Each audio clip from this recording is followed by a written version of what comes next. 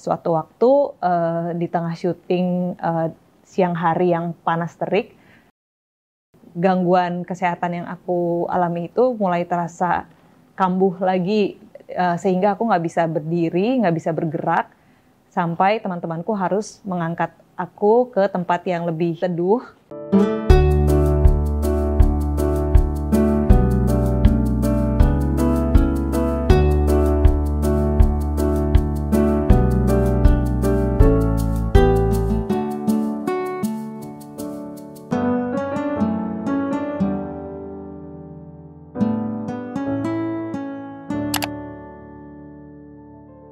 Halo, namaku Winda Napitupulu, usiaku 31 tahun, suamiku bernama Angga, dan putri kami, Kasia, berusia 2,5 tahun.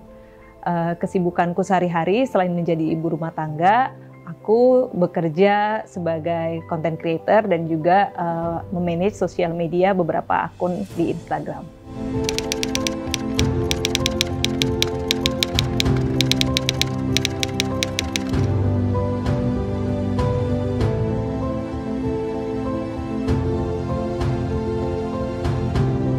Jadi aku dulu kuliah jurusan film dan digital media di Melbourne, Australia.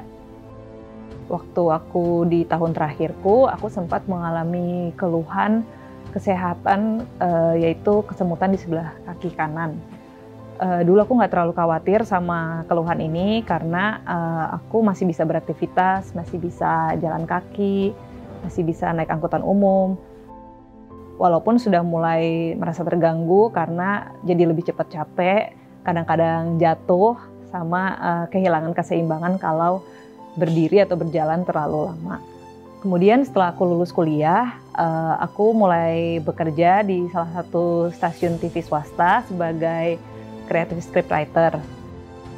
Di masa-masa itu, aku sempat ragu apakah bisa bekerja dengan optimal karena gangguan kesehatan yang aku rasakan itu semakin berat, terutama kalau lagi syuting. Seperti kita tahu, syuting itu kadang-kadang bisa di dalam ruangan, bisa di luar ruangan. Dan kalau lagi di luar ruangan, apalagi cuacanya agak panas, aku merasa jadi lebih berat untuk bergerak. Dan itu membuat teman-teman kantorku juga khawatir apakah aku baik-baik aja kalau sedang syuting. Suatu waktu di tengah syuting siang hari yang panas terik, gangguan kesehatan yang aku alami itu mulai terasa kambuh lagi, sehingga aku nggak bisa berdiri, nggak bisa bergerak, sampai teman-temanku harus mengangkat aku ke tempat yang lebih teduh. Aku akhirnya bisa mendinginkan badanku dan jadi lebih kuat lagi untuk melanjutkan kegiatan. Dan karena kejadian di waktu syuting itu, keluargaku yang selama 1 tahun terakhir itu mulai aware sama keluhan kesehatanku, mereka udah sering ceritakan kondisi ini ke banyak teman-teman mereka untuk mencari opini secara medis. Salah satunya temannya tanteku atau inang budaku yang adalah seorang dokter syaraf. Setelah mendengar kejadian aku kambuh, beliau menyarankan aku untuk segera dibawa ke rumah sakit tempat dia praktek. Karena dia mencurigai suatu kondisi yang pada masa itu belum terlalu umum didengar sama orang-orang. Sebelumnya aku juga perlu cerita kalau selama 1 tahun aku mengalami keluhan itu, aku sudah bolak-balik ke berbagai spesialis. Mulai dari dokter internis, dokter pencernaan, dokter tulang, fisioterapis, chiropractor, mulai dari yang medis sampai yang non-medis, semua sudah dicoba untuk bisa mengembalikan kondisi kesehatanku yang lebih prima. Akhirnya aku dibawa ke rumah sakit tempat dokter saraf itu praktek, dan beliau menyarankan aku untuk diperiksa dengan MRI. Setelah aku diperiksa dengan MRI, ternyata hasilnya itu mendukung diagnosa atau dugaan dari dokter saraf ini. Kalau aku ternyata mengalami suatu penyakit autoimun yang namanya multiple sclerosis. Artinya ada beberapa lesi atau luka putih dari hasil gambar di otak atau brain dan juga leher. Biasanya untuk penyandang MS itu lesi bisa ditemukan di brain atau leher dan tulang belakang. Karena aku sudah ketahuan memiliki MS, aku disarankan untuk dirawat di rumah sakit selama 10 hari untuk diberikan pengobatan yang diharapkan bisa menahan inflamasi atau kekambuhan yang lebih berat. Setelah dari rumah sakit, dokter juga menyarankan beberapa tipe pengobatan yang bisa aku ambil supaya imunku lebih terkendali dan nggak menyebabkan kekambuhan di masa mendatang.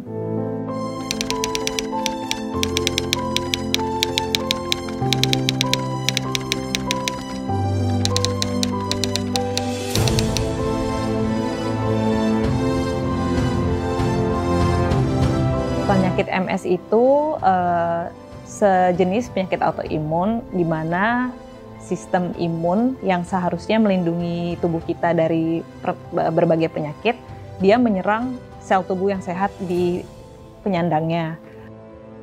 Jadi ada banyak jenis penyakit autoimun ya, jadi ada lupus, ada rheumatoid arthritis, ada vaskulitis, Sjogren syndrome, dan semuanya itu beda-beda yang diserangnya. Nah, kalau MS itu yang diserang adalah myelin sheath, yaitu jaringan yang membungkus saraf, yang harusnya menjadi media pengantar instruksi dari otak ke organ-organ tubuh atau bagian-bagian tubuh, itu jadi terhambat karena si myelin sheath-nya tadi tuh diserang sama imun tubuh.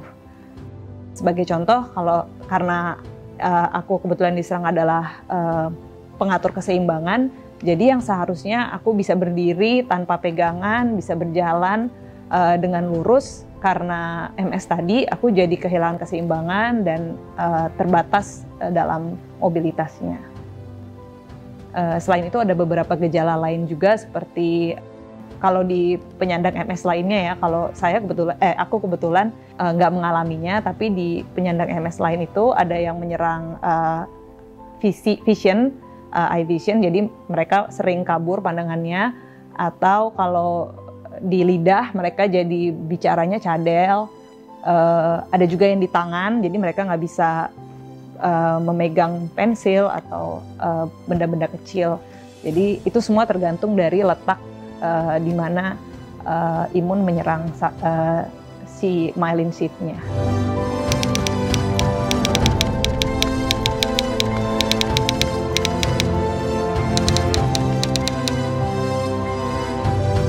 Di Indonesia masih belum banyak orang yang menyandang penyakit MS. Jadi waktu awal ketahuan kena MS, keluargaku memutuskan untuk mencari second opinion ke Singapura, karena di Singapura ada rumah sakit khusus saraf. Di sana dokter memeriksa ulang apa yang sudah diperiksa di Indonesia, dan setelah dikonfirmasi oleh beliau kalau memang aku terkena MS, beliau juga menyarankan opsi untuk pengobatannya. Tapi sebenarnya penyakit autoimun sendiri itu belum bisa disembuhkan, belum ada obatnya. Untuk pasien MS, pengobatan yang tersedia itu gunanya untuk mencegah kekambuhan yang lebih parah. Tapi di Indonesia opsi pengobatan ini belum terlalu banyak, hanya 2 atau 3 jenis obat yang bisa diakses. Karena hal itu juga akhirnya keluarga mencari jalan untuk bisa mendapatkan pengobatan di negara yang sudah lebih familiar dengan MS, yaitu di negara Amerika Serikat atau di Eropa. Saat itu adik saya tinggal di Amerika, akhirnya kami memutuskan untuk pergi ke kota tempat dia tinggal, yaitu di Seattle. Di sana adik saya berhasil menemukan MS Center yang cukup lengkap fasilitas dan juga informasi yang bisa didapatkan. Jadi tahun 2015 aku mengambil cuti panjang dari kantor untuk mengusahakan treatment atau terapi di Amerika. Di Amerika kami tinggal selama 6 bulan karena visa, dan ternyata untuk pengobatan yang diharapkan bisa dijalani di sana itu hanya tersedia untuk orang-orang dengan green card atau visa dan asuransi yang sesuai. Karena aku nggak punya green card, nggak ada asuransi kesehatan juga selama di Amerika, akhirnya kami memutuskan untuk kembali pulang ke Indonesia dengan menjalani terapi-terapi dan juga pengobatan yang sudah dianjurkan oleh dokter di sana. Sepulangnya dari Amerika, aku memutuskan untuk resign dari kantor karena rasanya akan jadi lebih sulit untuk bekerja dengan optimal kalau memakai walker, nggak bisa syuting juga. Jadinya aku memutuskan untuk berhenti bekerja dan freelance di rumah.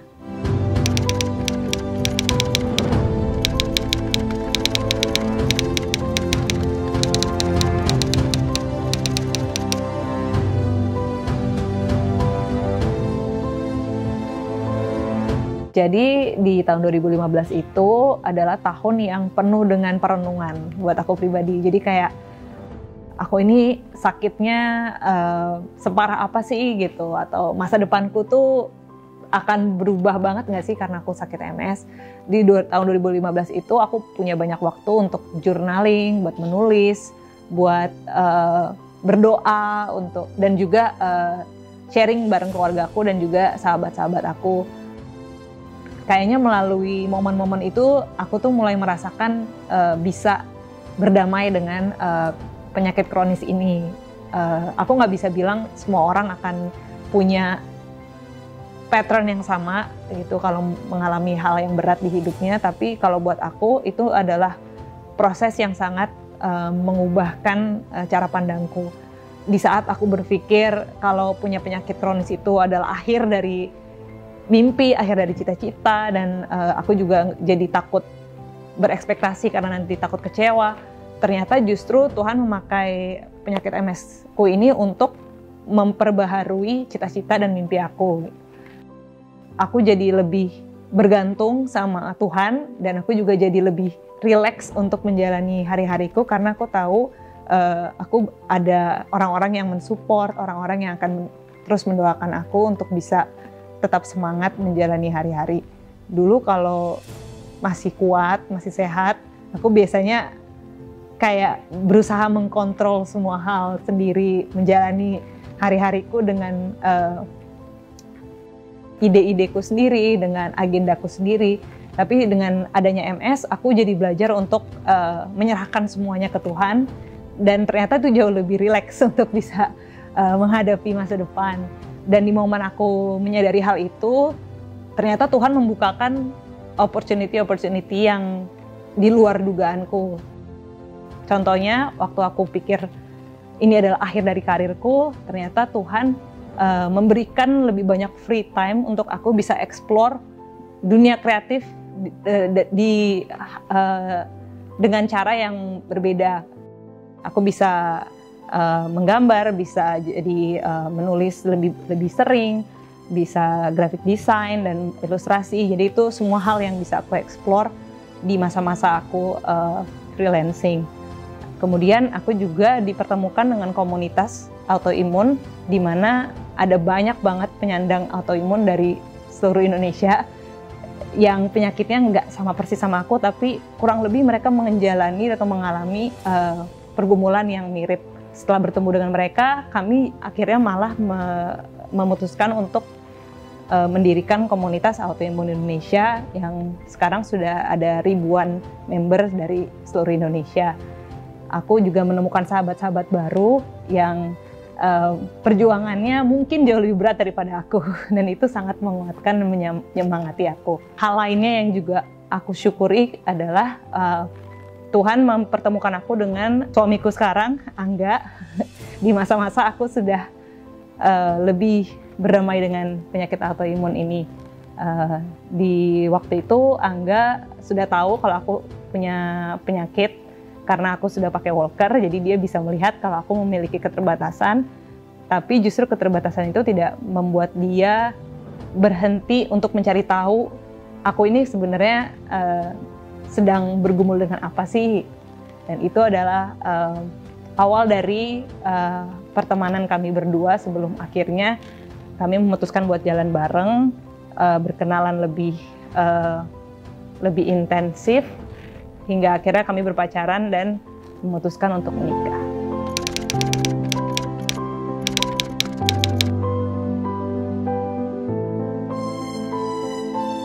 Menjalani hidup dengan MS itu kalau sendirian tuh pasti berat banget.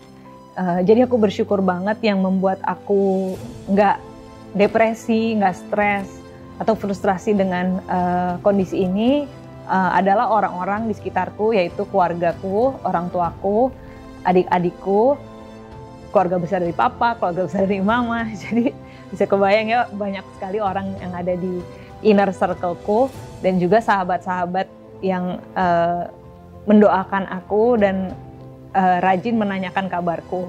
Kalau buat aku dari awal transparan dengan pergumulan itu jauh lebih bikin hal ini tuh ringan untuk dilalui. Kalau aku menutupi, aku menjauhkan diri dari orang-orang, aku menghindari pertanyaan-pertanyaan yang sulit, mungkin aku sampai sekarang belum bisa berdamai dengan penyakit kronis. Tapi karena aku tahu kalau Tuhan itu menempatkan orang-orang yang sudah Dia pilih untuk bisa menguatkan aku dan juga memberikan aku arahan, jadinya aku jadi lebih gampang untuk bersukacita lagi gitu.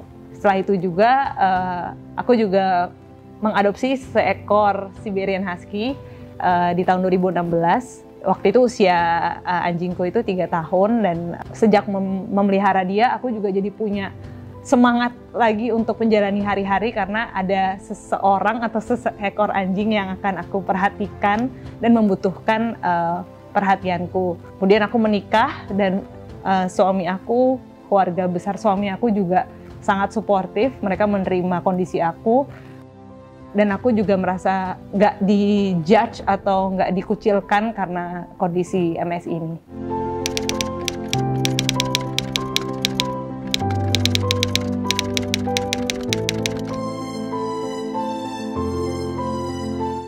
Jadi salah satu kekhawatiranku tentang MS ini, selain apakah aku akan menikah, apakah aku bisa tetap bekerja, apakah aku tetap bisa produktif, yaitu pertanyaan apakah aku bisa mempunyai anak.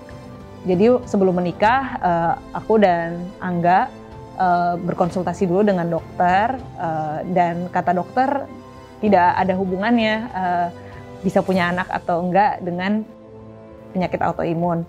Jadi kami memantapkan hati dan mendapatkan restu dari kedua orang tua kami untuk menikah. Kemudian 6 bulan setelah menikah, kami dikaruniai seorang bayi. Jadi sebenarnya sebelum anak pertama kami lahir, aku sempat hamil tapi keguguran, dan di situ aku sempat merasa ketakutan lagi gitu. Apakah jangan-jangan karena kondisi MS ini aku keguguran, atau aku nggak punya kekuatan atau kesehatan yang cukup untuk bisa mengandung seorang anak. Tapi puji Tuhan, setelah keguguran yang pertama itu, Tuhan mengaruniakan seorang anak lagi, dan aku bisa menjalani kehamilan dengan aman sehingga melahirkan putri sulung kami. Setelah anak lahir pun kekhawatiran tetap ada, karena harus menyusui, harus membimbing, menjaga, menemani sepanjang waktu. Dan seperti yang kita ketahui, penyakit autoimun itu penuh dengan ketidakpastian. Jadi kadang-kadang ada hari aku merasa kuat, ada hari di mana aku merasa tidak punya tenaga sama sekali untuk bangun, berdiri, dan berjalan. Di momen-momen seperti itu, aku sangat dikuatkan oleh suamiku. Dia yang selalu mengingatkan kalau kesehatan itu bukan ketika kita tidak punya penyakit, tapi kita itu sehat kalau kita sedang fokus ke Tuhan. Jadi mau kita lagi nggak bisa ngapa-ngapain karena lemah, Tapi kalau fokus kita tetap ke Tuhan, artinya kita lagi sehat. Jadi itu yang menguatkan aku dan membuat aku optimis bisa menjadi ibu yang baik untuk anak kami. Ada juga masa-masa di mana aku pengen, aduh Tuhan, hari ini aku sehat dong, supaya aku bisa nemenin dia berenang, bisa menemani dia lari-lari, kejar-kejaran. Tapi kalau momen itu belum ada, ya kekuatan untuk melakukan itu juga belum diberikan Tuhan. Jadi aku harus siap dan percaya kalau apa yang aku butuhkan itu akan disediakan pada waktunya. Dan sampai sekarang aku sangat menikmati waktu kebersamaanku dengan Kasia, dengan suamiku, dan juga melihat bagaimana dia bertumbuh dan berkembang.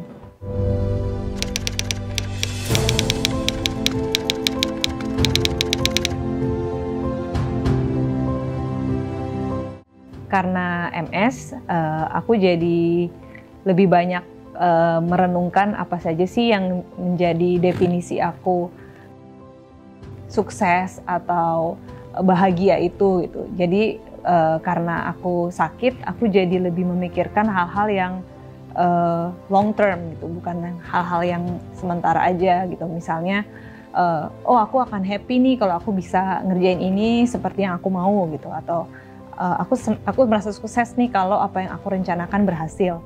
Tapi sejak hidup dengan MS, aku jadi menyadari kalau kesuksesan itu bukan kalau kita tuh hidupnya tanpa halangan, rintangan, dan masalah, atau ketika kita berhasil melakukan apa yang kita rencanakan. Tapi ketika kita bisa melihat di balik sebuah penderitaan, di sebuah masa-masa yang sulit, itu ada tangan Tuhan yang bekerja, yang melakukan hal-hal di luar dari apa yang kita bayangkan. Dan itu membuat kita jadi lebih rendah hati, lebih percaya, lebih berpengharapan, dan gak bergantung sama kondisi atau situasi yang sedang kita alami. Dulu waktu aku masih sehat, mungkin aku akan menyalahkan keadaan, menyalahkan orang lain atau diri sendiri kalau ada hal yang tidak berjalan sesuai dengan rencana. Tapi sejak aku sakit, aku jadi tahu kalau tidak ada hal yang terjadi di luar kehendak Tuhan. Dan kalaupun hal itu tidak menyenangkan atau hal itu kurang bagus di mata kita sebagai manusia, ternyata Tuhan tuh bisa mengubahnya menjadi sesuatu yang lebih indah daripada keinginan kita yang di awal. Selain itu juga, aku juga belajar kalau justru waktu kita lemah, Tuhan itu bisa lebih menunjukkan kekuatan Dia.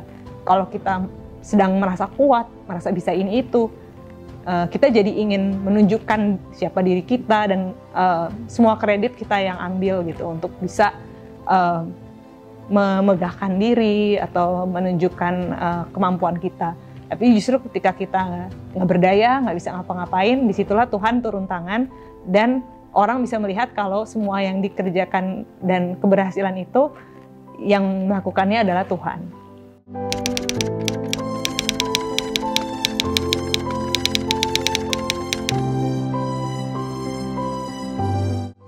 Di usia 22 dan 23 tahun itu, aku masih merasakan punya banyak mimpi, punya banyak cita-cita, khususnya karena bidangku itu kan media dan juga bidang kreatif ya. Jadi rasanya masih banyak yang mau aku explore.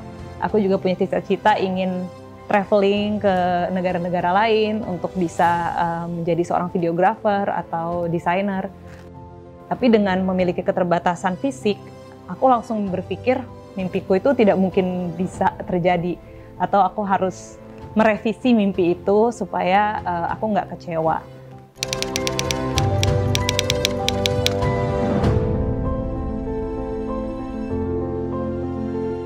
Buat generasi muda yang sekarang ini mungkin baru memulai journey atau petualangan hidup kalian, aku punya pesan, yaitu jangan pernah takut dengan yang namanya masa-masa sulit. Jangan pernah menghindari ketidaknyamanan atau menghindari kesulitan, tantangan, karena justru di tempat-tempat itulah kita akan bertumbuh, kita akan memoles keterampilan kita akan menguji hati kita, atau apakah ada tujuan-tujuan hidup kita yang mungkin masih perlu diperbaiki. Itu hanya bisa muncul kalau kita ada di tempat yang kita tidak nyaman. Dan kalau kita sudah berhasil melewatinya, aku yakin kita akan menjadi pribadi yang jauh lebih baik, kita akan punya karakter yang jauh lebih dewasa, lebih rendah hati, lebih sabar, lebih kuat lagi dibandingkan orang-orang yang tidak pernah merasakan penderitaan atau pergumulan yang besar. Jadi tetap semangat. Kalau ada hal-hal yang sulit sedang digumulkan, percaya kalau suatu saat nanti akan ada kebaikan yang muncul dari masa-masa itu.